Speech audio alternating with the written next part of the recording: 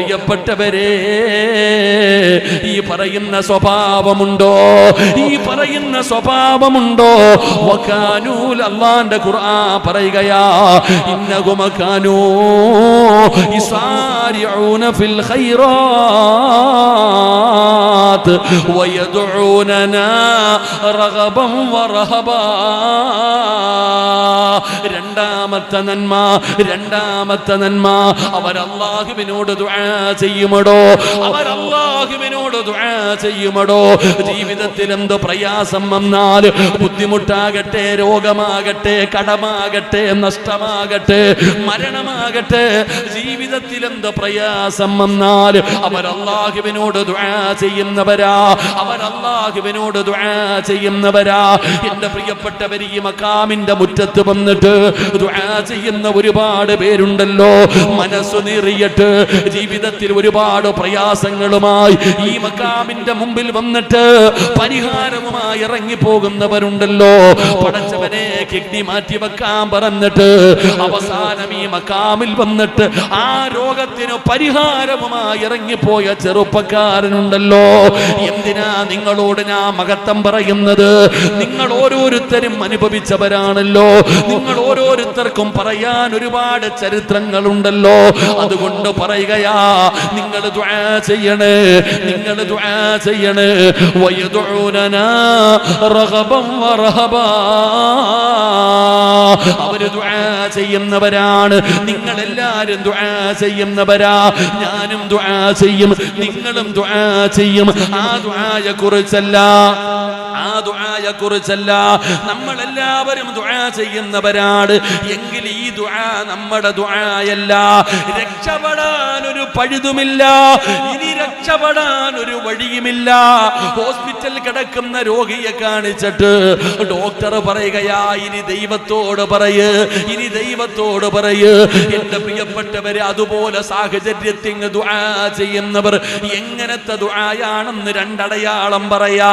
അല്ല പറയുന്നുണ്ട്, രണ്ടടയാളം അല്ല തന്നെ പറഞ്ഞു തരുന്നുണ്ട്. എങ്ങനെ ദുആ ചെയ്യണമെന്നറിയോ? എങ്ങനെ ദുആ ചെയ്യണമെന്നറിയുമോ? എന്റെ പ്രിയപ്പെട്ടവരെ, അല്ലാഹുവിന്റെ വിശുദ്ധമായ ഖുർആൻ പറയുകയാ, കടൽ കാണാൻ പോകുന്നവരാണല്ലോ.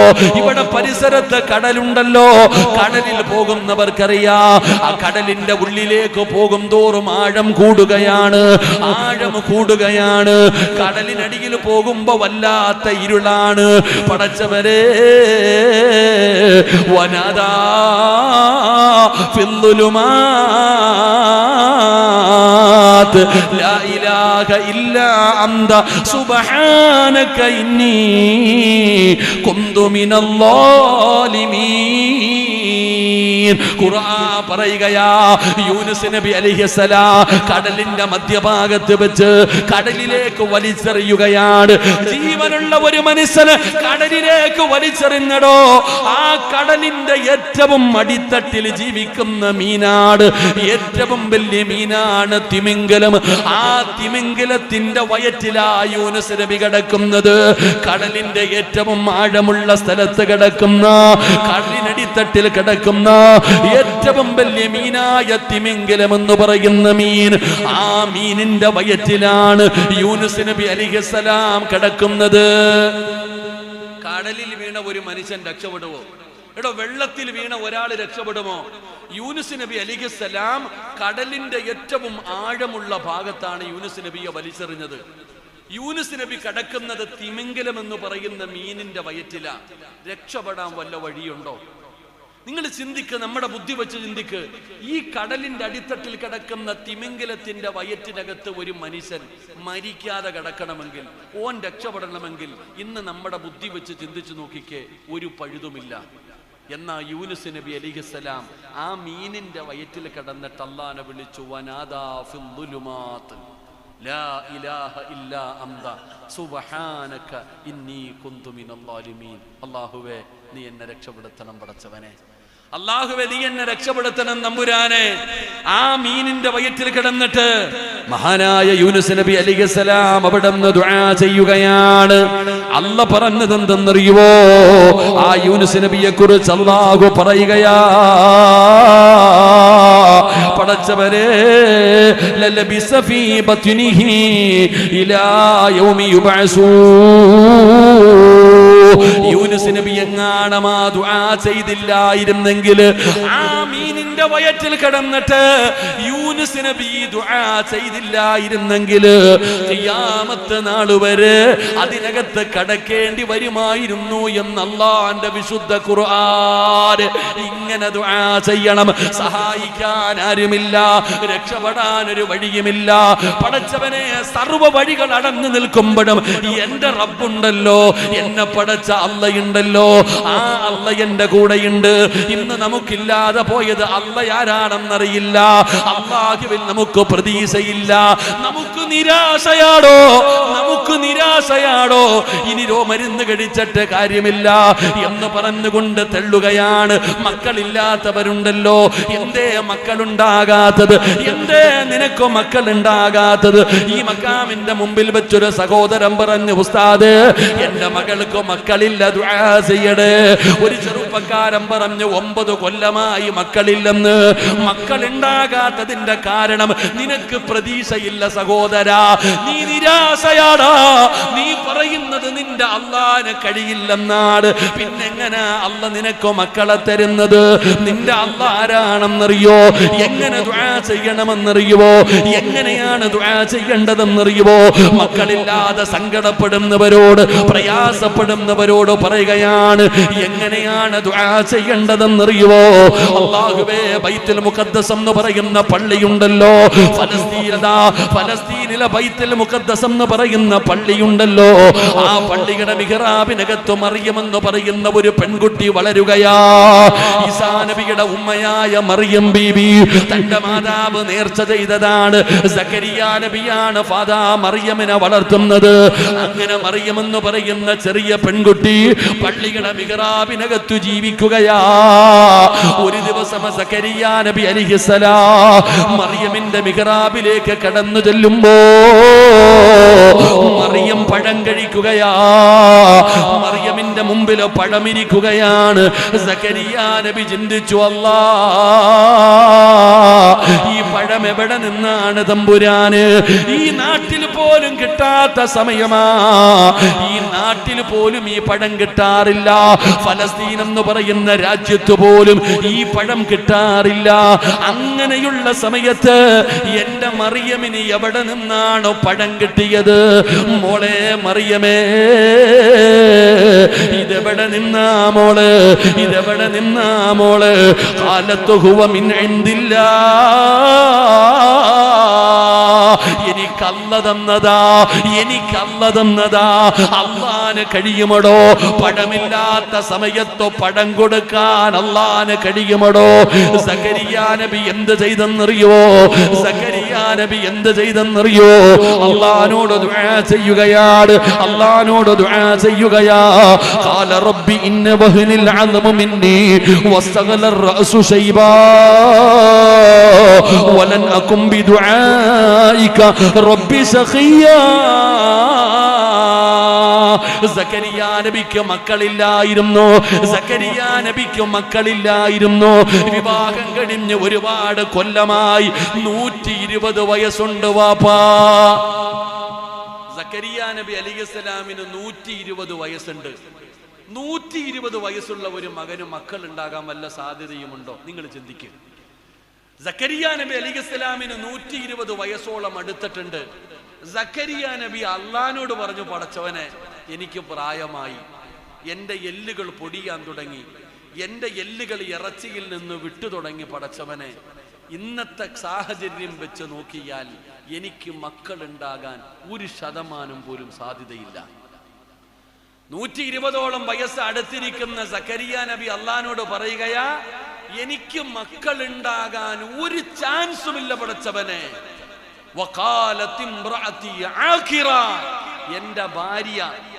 എന്റെ ഭാര്യയ്ക്കും പ്രായമായി പടച്ചവനെ എന്ന് പറഞ്ഞാൽ അല്ലാഹുവേ സക്കരിയ നബിയുടെ ഭാര്യയുടെ മെൻസസ് പോലും നിലച്ചു.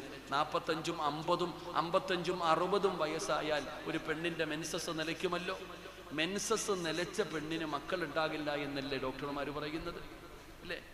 എൻ്റെ പ്രിയപ്പെട്ട സഹോദരങ്ങളെ, 120 വയസ്സുള്ള സക്കരിയ നബി തൻ്റെ ഭാര്യയുടെ മെൻസസ് പോലും നിലച്ചു വൃദ്ധയായി. സക്കരിയ നബി വീട്ടിൽ ചെന്നിട്ട് പറഞ്ഞു, പെണ്ണെ നീ പ്രസവിക്കുന്നു, ഈ കിളവിയായ ഞാനോ? ഇങ്ങനെ ചോദിച്ചു എന്നാണ്. എൻ്റെ പ്രിയപ്പെട്ട സഹോദരങ്ങളെ, നമ്മൾ മനസ്സിലാക്കേണ്ട എന്താ? ആരാ പറഞ്ഞേ 35 40 45 പ്രസവിക്കത്തില്ല എന്ന്? നിന്നോട് ആരാ പറഞ്ഞേ? ഈ ഡോക്ടർമാര് പലതും പറയൂടോ.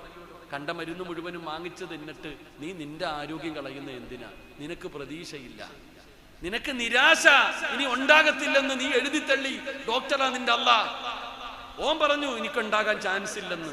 അള്ളാഹു നമ്മളെ കാത്തിരക്ഷിക്കുമാറാകട്ടെ. പക്ഷെ സക്കരിയ നബിക്ക് വിശ്വാസമുണ്ടായിരുന്നു. വാപ്പ 120-ാമത്തെ വയസ്സിലും സക്കരിയ നബി അള്ളാഹിനോട് പറഞ്ഞു, പടച്ചവനെ നിനക്ക് കഴിവുണ്ട് എനിക്ക് മക്കളെ തരാൻ. ആരെന്ത് വേണമെങ്കിലും പറയട്ടെ, പടച്ചവന് നിനക്ക് കഴിയും, എനിക്കൊരു മകനെ തരാൻ നിനക്ക് കഴിയും, നീ എനിക്കൊരു മകനെ തരണം തമ്പുരാനെ. സക്കരിയ നബി ദുആ ചെയ്തു. അള്ളാഹു കൊടുത്തു യഹ്യ എന്ന് പറയുന്ന ഒരു പൊന്നുമോനെ. അള്ളാഹു നമുക്ക് ഈമാൻ നൽകുമാറാകട്ടെ. അള്ളാഹ് ഈമാൻ നൽകുമാറാകട്ടെ. ഇങ്ങനെ ദുആ ചെയ്യുന്നവർക്ക് ആ സ്വർഗം. അല്ലാതെ ചുമ്മാതെ ആമീ ആമീ ആമീ ഉസ്താദ് ദുആ ചെയ്യും, നീ സദ്യ ഉണ്ണാനിരിക്കുന്ന പോലെ ഇരുന്ന് ആമീൻ ആമീൻ. ഈ ആമീൻ ആർക്ക് വേണം ചങ്ങാതി? അള്ളാഹ് ഈമാൻ തരുമാറാകട്ടെ. നിന്റെ ആമീൻ ആർക്ക് വേണം? എടാ നിനക്ക് തന്നെ അറിയാം നീ ചോദിച്ചിട്ട് കാര്യമില്ലെന്ന്. എടാ നിനക്ക് തന്നെ അറിയാം ഞാൻ ദുആ ചെയ്താൽ അള്ളാഹു സ്വീകരിക്കില്ല എന്ന് നിനക്ക് ഉറപ്പാ. കാരണം നീ തിന്നിരിക്കുന്നത് മുഴുവനും ഹറാമാ. നിന്റെ ശരീരത്തുകൂടെ ഒഴുകുന്ന രക്തം ഹറാം, നീ ധരിച്ചിരിക്കുന്നത് ഹറാം. പിന്നെ എങ്ങനെ നിന്റെ ദുആ സ്വീകരിക്കും? നിനക്ക് തന്നെ അറിയാം. പലരും ഞങ്ങളോട് പറയാറുണ്ട്, ഉസ്താദേ ദുആ ചെയ്യണം. അബ്രാരിയോടൊക്കെ പലപ്പോഴും പറയാറുണ്ട് ദുആ ചെയ്യാൻ. എന്നിട്ട് പറയാറുണ്ട് ഞങ്ങൾ ദുആ ചെയ്താൽ അള്ളാഹു സ്വീകരിക്കില്ല. അപ്പൊ നിനക്ക് തന്നെ അറിയാം. എടോ ഞാൻ പറഞ്ഞത് അള്ളാഹുവിൽ നീ പ്രതീക്ഷ വെക്ക്. നീ പടച്ചവനിൽ പ്രതീക്ഷ വെക്ക്. അള്ളാഹുവിൽ പ്രതീക്ഷ വെച്ചുകൊണ്ട് നീ ആത്മാർത്ഥമായി ദുആ ചെയ്യ്. ഉറപ്പായിട്ടും അള്ളാഹു നിനക്ക് തരും. അള്ളാഹു നമുക്ക് ഈമാൻ നൽകുമാറാകട്ടെ. ഉറക്കപ്പറ അള്ളാഹു ഈമാൻ നൽകുമാറാകട്ടെ. അള്ളാഹു ഈമാൻ നൽകുമാറാകട്ടെ.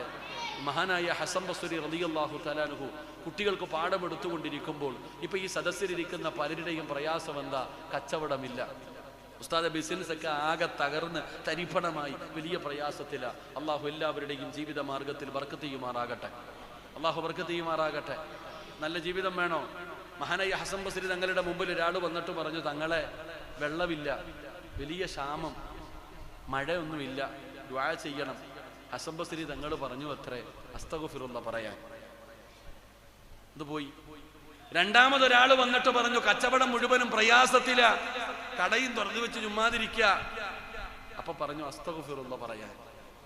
കടയിൽ മൊബൈലിൽ കുത്തിക്കൊണ്ടിരിക്കുമല്ലോ, ഈച്ച അടിച്ചുകൊണ്ട് ഇങ്ങനെ ഇരിക്കും. അന്യവന്റെ കടയെ നോക്കിയിട്ട് അവന് മാത്രം കച്ചവടം. പടച്ചവൻ ഇവിടെ ആരും കയറുന്നില്ലല്ലോ, അല്ലാ ഇവൻ എന്നെത്തിയും കാനയിലാകുമല്ലോ. നമ്മുടെ ചിന്ത ഏതാ?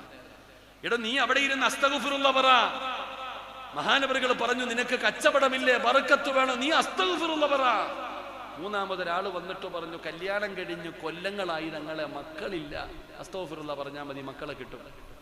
3 പേർക്കും ഒരേ മരുന്ന്. അപ്പൊ ശിഷ്യന്മാർ ഉസ്താദിനോട് ചോദിച്ചു, ഇതെന്തേപ്പാ എല്ലാവർക്കും ഒരു മരുന്ന് തന്നെ? വെള്ളം കിട്ടാനും അസ്തഗ്ഫിറുല്ലാഹ്, കച്ചവടത്തിൽ ബർക്കത്തുണ്ടാകാനും അസ്തഗ്ഫിറുല്ലാഹ്, മക്കളില്ലാത്തവനും അസ്തഗ്ഫിറുല്ലാഹ്. ഇതെന്താന്ന്?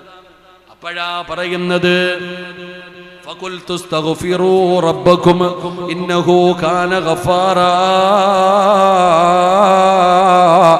യുർസിലിസ് സമാഅ അലൈക്കും മിദ്റാറാ വയുംദിദുകും ബിഅംവാലിൻ വബനീൻ ويجعل لكم جنات ويجعل لكم أنهارا. ഇത് അല്ലാഹ് പറഞ്ഞ മരുന്നാണ്, ഇത് ഞാൻ പറഞ്ഞതല്ല. ഇത് അല്ലാഹ് പറഞ്ഞ മരുന്നാണ്. പരിശുദ്ധമായ ഖുർആനാണോ പറയുന്നത്? മക്കളില്ലാത്ത പെങ്ങളെ അസ്തഗ്ഫിറുല്ലാഹ് പറമോളെ, അല്ലാഹുവിൽ പ്രതീക്ഷ വെക്ക്. എന്നെങ്കിലും ഒരു ദിവസം അല്ലാഹു നിനക്ക് തരാൻ കഴിവുള്ളവനാണ്. റബ്ബ് തരുമെന്നുള്ള പ്രതീക്ഷയോട് നീ റബ്ബിനോട് ദുആ ചെയ്യ്. എൻ്റെ പ്രിയപ്പെട്ട വാപ്പാ, ഖലീലുല്ലാഹി ഇബ്രാഹിം നബി അലൈഹിസ്സലാം നമ്രൂദ് എന്ന് പറയുന്ന ഭരണാധികാരി ഇബ്രാഹിം നബി അലൈഹിസ്സലാമിനെ തീരിട്ട് കരിക്കാൻ തീരടിയാക്കിയിരിക്കുകയാണ്. അടുത്തു പോകാൻ പറ്റുന്നില്ല. ആകാശത്തിലൂടെ പറന്നു പോകുന്ന പറവകൾ പോലും കരിഞ്ഞു വീഴുകയാണ്. ഭയാനകമായ തീക്കുണ്ടാരമുണ്ടാക്കി ഇബ്രാഹിം നബി അമ്പും ബില്ലും തയ്യാറാക്കി മുകളിൽ കയറ്റി നിർത്തിയിരിക്കുകയാണ്. ഇങ്ങനെ എയ്തു വിടാൻ ആ സമയത്താണ് മുഖറബുൽ അംലാക്ക് മലക്ക് ജിബ്രീൽ അലൈഹിസ്സലാം കടന്നു വരുന്നത്. ഇബ്രാഹിം നബിയെ ഒരു വാക്കു പറഞ്ഞ ഞാൻ രക്ഷപ്പെടുത്താ നബിയെ, ഈ തീ ഞാൻ അണച്ചിട്ട് അങ്ങയെ രക്ഷപ്പെടുത്താ. വേണ്ട ജിബ്രീലെ, നിന്റെ സഹായം എനിക്ക് വേണ്ട. എന്നെ പടച്ച റബ്ബന്റെ കൂടെയുണ്ട്, അല്ലാഹുണ്ടല്ലോ. ഹസ്ബുനല്ലാഹു നിഅമൽ വകീൽ നിഅമൽ മൗലാ വ നിഅമൻ നസീർ. എന്റെ റബ്ബന്റെ കൂടെയുണ്ടല്ലോ. പടച്ചവൻ അറിയാം എന്നെ രക്ഷപ്പെടുത്താൻ. നമ്രൂദ് എന്ന് പറയുന്ന ഭരണാധികാരിയുടെ ഭയാനകമായ തീകുണ്ടാരത്തിനകത്ത് നിന്ന് ശരീരത്തിലെ ഒരു രോമം പോലും കരയാതെ പടച്ചവനെ കുല്യാനാറുകൂനി ബർദം വസ്സലാമൻ അലാ ഇബ്രാഹീം. ഒരു രോമം പോലും കരിയാതെ ഇബ്രാഹിം നബി എഴുന്നേറ്റ് വന്നെന്ന ചരിത്രം പറയുമ്പോ എന്റെ പ്രിയപ്പെട്ടവര്, അള്ളാഹു നമ്മുടെ കൂടെയുണ്ട്. നമ്മൾ എന്തിനാ പേടിക്കുന്നത്? അല്ലാഹ് എന്തിനും കഴിവുള്ളവനാണല്ലോ. നിനക്ക് വീട് തരാൻ, നിനക്ക് സമ്പത്ത് തരാ, നിന്റെ രോഗം മാറ്റാ, നിന്റെ പ്രയാസം മാറ്റാ, നിനക്ക് മക്കളെ തരാ, എല്ലാ റബ്ബിന് കഴിയും സഹോദരാ. നീ ദുആ ചെയ്യ്, ആത്മാർത്ഥമായി ദുആ ചെയ്യ്. വയദഊനനാ റഗബൻ വറഹബാ. അങ്ങനെ ദുആ ചെയ്യുന്നത് പ്രവാചകന്മാരുടെ ഒരു സ്വഭാവമായിരുന്നു. അതുകൊണ്ടാണ് കടലിനടിത്തട്ടിൽ കടന്ന് മീനിന്റെ വയറ്റിനകത്ത് കിടന്നിട്ട് യൂനുസ് നബി വിളിക്കുകയാ, വനാദാ ഫിൽ ദുലുമാത് ലാ ഇലാഹ ഇല്ലാ അന്ത സുബ്ഹാനക ഇന്നി കുന്തു മിനൽ ളാലിമീൻ. ഈ ദുആ നിങ്ങൾ മറക്കരുത്. നിന്റെ ജീവിതത്തിൽ നിനക്ക് പ്രയാസം വരുമ്പോ, അല്ലാഹുവിനോട് ദുആ ചെയ്യുമ്പോ, ഈ യൂനുസ് നബി പറഞ്ഞ ദുആ പറ. ഈ യൂനുസ് നബി ചെയ്ത ദുആ നീയും ചെയ്യ് സഹോദരാ. എന്നിട്ട് പടച്ചവനോട് ദുആ ചെയ്യ്. അല്ലാഹുവേ, ഞങ്ങളുടെ ദുആയിക്ക് ഇജാബത്ത് നൽകണേ അല്ലാഹ്. സംഘാടകർ ബക്കറ്റുമായി നിങ്ങളുടെ മുമ്പിലേക്ക് കടന്നു വരികയാണ്. പടച്ചവര്, സദക്ക കൊണ്ട് പ്രയോജനം നിങ്ങൾക്കാണ്. ഒരുപാട് വിപത്തുകൾ, ഒരുപാട് അപകടങ്ങൾ, മാരകമായ രോഗങ്ങൾ. പടച്ചവനെ രക്ഷയുണ്ട് സഹോദരാ. അല്ലാഹുവേ, പടച്ചവനെ മാരകമായ രോഗങ്ങളിൽ നിന്ന് രക്ഷപ്പെടാനുള്ള വഴിയാണ്. ഇന്നൊരു കുടുംബത്തിൽ ഒരു ക്യാൻസർ രോഗി, ഒരു കിഡ്നി രോഗി, അല്ലെങ്കിൽ ഡയാലിസിസ് ചെയ്യുന്നവർ, അല്ലെങ്കിൽ ഹൃദയവുമായി ബന്ധപ്പെട്ട രോഗമുള്ളവർ, കിടന്ന് കിടപ്പിൽ കിടന്ന് മലമൂത്ര വിസർജനം നടത്തുന്നവർ, ഒരു വീട്ടിൽ രോഗിയുണ്ടോ? ഇന്നൊരു വീടിനകത്ത് രോഗിയുണ്ടോ? ക്യാൻസർ പനി പടരുന്നത് പോലെ പടർന്നുകൊണ്ടിരിക്കുകയാ.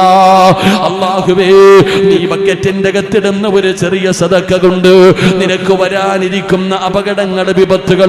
ഇന്ന് ഞാൻ വഅദിന് വരുമ്പോ കാസർഗോഡിന്റെ പരിസരത്തുള്ള ഒരു ചെറുപ്പക്കാരൻ വിളിച്ചിട്ട് പറഞ്ഞു, ഉസ്താദേ, എന്റെ കൂട്ടുകാരന് വേണ്ടി ദുആ ചെയ്യണേ. 22 വയസ്സുള്ള ചെറുപ്പക്കാരൻ ഹാൻഡ് ബ്രേക്കിൽ വണ്ടി വെച്ചിട്ട് വീടിന്റെ ഗേറ്റ് തുറക്കാൻ ഇറങ്ങിയതാണ്. പടച്ചവനെ, ആ വണ്ടിയാണ് ആ ചെറുപ്പക്കാരന്റെ മുകളിലൂടെ കയറി ഇറങ്ങിയത്. അല്ലാഹുവേ, അവന്റെ കുടുംബക്കാരൻ നീ മജ്‌ലിസിലിരിപ്പുണ്ട്, നീ ശിഫ കൊടുക്കണേ അല്ലാ. അല്ലാഹുവേ, ആ ചെറുപ്പക്കാരന്റെ ഖബർ നീ സ്വർഗ്ഗമാക്കണേ അല്ലാ. അവരുടെ കുടുംബത്തിന് സമാധാനം കൊടുക്കണേ അല്ലാ. വഅദിന് വരുമ്പോ കൈസു പറഞ്ഞു, ഉസ്താദ്, ചെറിയ പ്രായമുള്ള ഒരു കുട്ടി തിരുവനന്തപുരത്ത് മെഡിക്കൽ കോളേജിൽ ഹോസ്പിറ്റലിൽ കിടക്കുകയാ. പടച്ചവനെ, 6 പ്രാവശ്യം എങ്ങാണ്ടോ സ്ട്രോക്ക് വന്നു. ചെറിയ കുട്ടി, 5 or 6 വയസ്സുള്ള ഒരു കുട്ടിയുടെ കാര്യം കൈസു പറഞ്ഞു. ഈ കാസർഗോഡ്, ഈ കാഞ്ഞങ്ങാടുള്ളതാണ്. അതിഞ്ഞാൽ എന്റെ ഭാഗത്ത് എവിടെയോ ഉള്ള ഒരു ചെറിയ കുട്ടി 6 പ്രാവശ്യം സ്ട്രോക്ക് വന്നു. 50, 60, 70 വയസ്സുള്ളവർക്കല്ല. പടച്ചവനെ ഒരു ചെറിയ കുഞ്ഞിന്റെ കാര്യമാണ് പറഞ്ഞത്. തിരുവനന്തപുരം മെഡിക്കൽ കോളേജിൽ പടച്ചവനെ എന്തോ ഒരു വലിയ സർജറി ചെയ്യാൻ പറഞ്ഞിരിക്കുകയാ. അല്ലാഹുവേ, ഈ മജ്ലിസിന്റെ ബർക്കത്ത് കൊണ്ട്, ഈ മക്കാമിൽ കിടക്കുന്ന മഹാരഥന്റെ ബർക്കത്ത് കൊണ്ട് റബ്ബേ ശിവ കൊടുക്കണേ അല്ലാ.